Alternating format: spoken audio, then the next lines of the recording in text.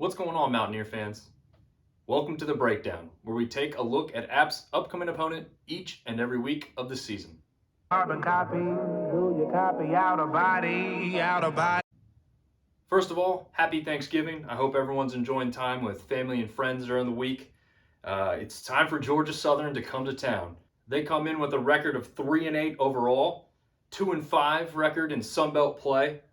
They've had very few things go right for them this year. They've been blown out multiple times, had losses to teams they didn't expect, and even lost a head coach.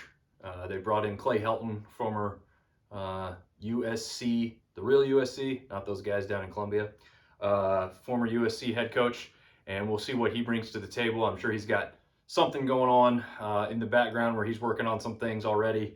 But for now, they are still a triple option team.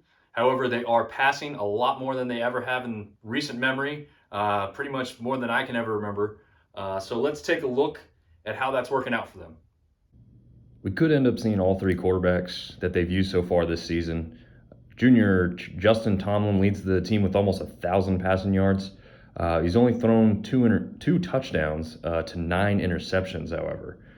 Ken Ransom and Connor Silgalski are both freshmen, and Connor got his first start last week against BYU. He may be the best passer of the bunch, but his inexperience and lack of trust in him to make the plays, it showed a little bit last week. He's probably the least mobile of the three options as well, but I'd say he's most likely to get the start after the last week and the other two not being fully cleared just yet. This one here is Cam Ransom. He may be the best runner of the bunch. He's a lefty QB. That first one we saw was Justin Tomlin. He's both banged up a little bit, and I don't know for sure if we'll see any of them. But here's Connor Silgalski. Against BYU, I thought he actually looked pretty good. It's his only sample size, so all his clips here you're going to see are from this game. But as you can see, really tight window that he ends up throwing this ball into, specifically right between two BYU defenders.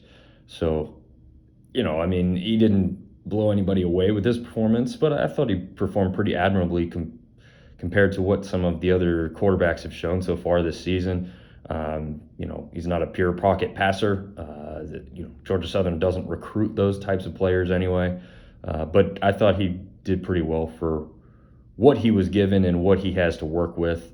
A quick throw here, released for a little screen pass, and then he lets, the better athletes take the ball and get something out of it there. And probably one of their most electrifying players is running back Amari Jones. He has less than 200 yards on the ground this year, but he may be, just the most complete player on the team. He's thrown a few passes as well. He transferred in from quarterback at Tulane. Knew he was going to come in and play running back here. It's not that he transferred in to play the quarterback position for Georgia Southern. He's also third leading receiver on the team as well. But if you notice in a lot of these clips, a lot of these passes are very short yardage, and they just try to get him some space and let him take advantage of the rest with his speed. It's not a lot of deep downfield type stuff. This one might be one of the longest ones, and then everything else is 5 to 10 yards maybe at most. Some of it's even behind the line of scrimmage on a screen or a late option type of throw. Actually, that one may actually be the longest one he's seen all season. But here's where he lines up as quarterback, and I don't know what he saw. I think he just locked on that's who he was going to throw to, and who knows what the miscommunication was there, but just an awful decision to throw the ball there. Logan Wright leads the team in rushing with over 750 yards on the year and 8 touchdowns. It's pretty easy to see why. He's definitely got the size to go between the tackles, and he's definitely got the speed to run right by people. He may be the hardest person to bring down on the field. Kind of a weird look. He's definitely got a big upper body, but some skinny legs make him work with the speed. If you see in that play there, they don't really run any kind of hurry up type of thing, but they did do that once, so I wouldn't be surprised to see that on Saturday. And here, even with the big man got the ball, he's still able to run away from the defenders for that touchdown. I mean, he just seems to get into the end zone quite a bit, make it look pretty easy on some of this stuff, and some of it's just bad tackles against bad defenses there. You see with Arkansas State, who's struggled all year as well. These two teams were pretty similar going into that matchup, even though I think Georgia Southern ended up winning that one rather easily. Um, see a little struggle to bring him down easily there. And then this is Jalen White. He averages over 5.5 yards per carry and has 4 touchdowns on the season. He's just somehow he's slippery. This play just kept looking like he's going to be taken down, and they could just never get him under the ground. Here's one of his 4 touchdowns here, and then we'll just see a couple more clips of his elusiveness. Really, that one's not too bad. It was more of a good block by his guy than Jalen really pulling off any kind of crazy move or anything. But another one of his 4 touchdowns. This one's pretty fun to watch. He goes down, everyone kind of stops. He gets up and just starts running. Well, when we see the replay, we'll notice that he never touched the ground with his elbow or knee. So keep an eye on number 25. Nothing ever goes down. His butt lands on top of the defender, but the rest of the body never goes down, which is, as we've seen in the past for our game against Georgia State a few years ago, is a nice little thing to have there. And that's just a little example of some of his speed. And then we should all remember J.D. King, as he's had success against us in the past. He's certainly less of a focus this year in this offense, but he can still be dangerous if given the time and space. A little difficult to bring down. Definitely plays with that aggressiveness style of football, looking for the contact, not afraid of it. So we'll see how often he may get the ball this Saturday. But as you can see, he's still able to make the plays. And then we've got Derwin Burgess Jr. He is the only listed wide receiver in the top 5 in receiving yards category. He has only 17 receptions and 1 touchdown on the year. So even though, like I said earlier, they're throwing more than they've kind of ever thrown, it's still nothing compared to most passing offenses. So this guy is really their only downfield threat to speak of. But even so, some of these plays are more luck than a whole lot of skill. I don't know how much we'll see from him with how well our defense has been playing, and unless we have some real breakdowns in coverage. And then we've got tight end Bo Johnson. Only has 15 receptions on the year, but he has turned those into 3 touchdowns. I expect to see him, targeted a whole lot more near the red zone than anywhere else.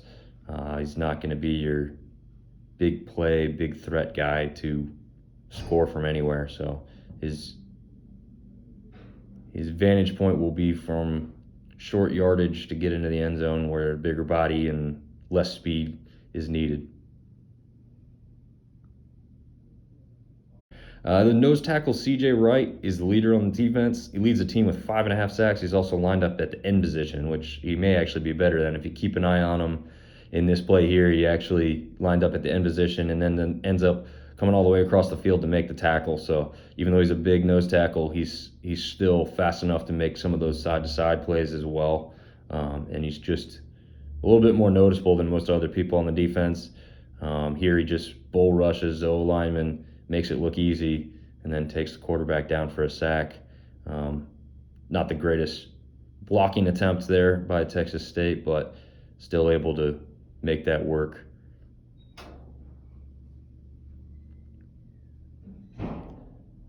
Then we've got linebacker Justin Ellis. He's right behind Wright with 4.5 sacks on the year and a forced fumble. I don't know if their linebacking core is anything compared to App's, but if they are to make some plays, this is one of the guys to look out for. Eldrick Robinson is the second leading tackler, and he leads the team with 2 interceptions. So their linebackers can make plays, but we'll see how successful they are against App on Saturday. I don't know, if they're quite good enough to, get to that second level in the App State offense, or if we'll give them enough time to do so. But hopefully we can have some success and not see these guys' names called too often.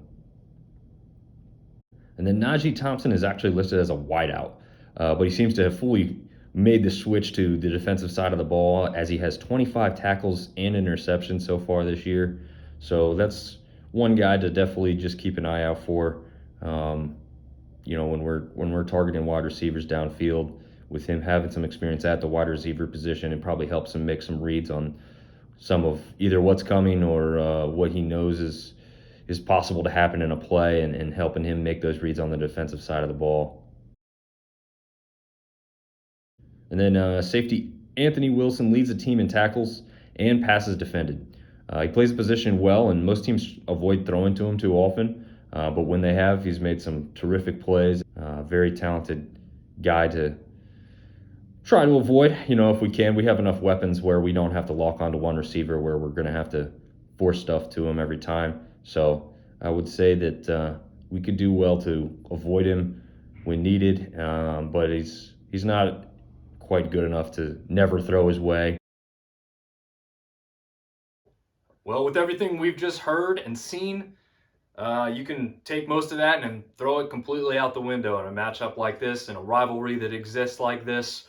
All that stuff doesn't matter. Yeah, neither team is playing for any real positioning here. App's already locked up a championship matchup with the Cajuns next week, and Southern has already known for quite some time that they will not be bowl eligible. So there's really nothing huge on the line in this one, except for that pure hatred each team has for each other. So the fact that they're not playing for anything huge on the line is doesn't really mean anything. These guys still want to beat each other.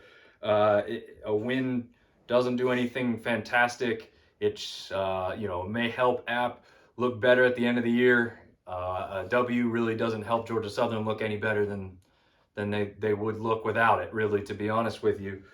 So I think in this one, what we need to do, that we haven't been doing recently, is for App's offense to come out and be more consistent than they have. Don't have the slow start, because let's be honest, we've seen it time and time again with this game at Georgia Southern. Whether it's home or away, you get down early and they can take advantage of that and they can control that clock. They can and will win this game. I don't think they're that dangerous this year, but you never know. This is that triple option offense. It's assignment football defensively. I do have a lot of faith in this defense to get it done. I really think that they will ultimately win this game for us, but we really need that offense to come out, lay a consistent groundwork to go into the championship game next week. This is a great way to get some stuff under their belt and get some things that haven't been working so great, get them to look a little bit better, a little sharper, a little crisper, complete more passes, try some throws downfield that we can try and take a look and take advantage of for going into next weekend. So with all that being said, I think App keeps the pedal down when they get a lead. They take control of this game. They hopefully win this one comfortably. I've got App 38, Southern 13. Pack the rock, be loud, beat Southern, and as always, go Apps. Illuminati, all the thotties, the John Gotti, party, party.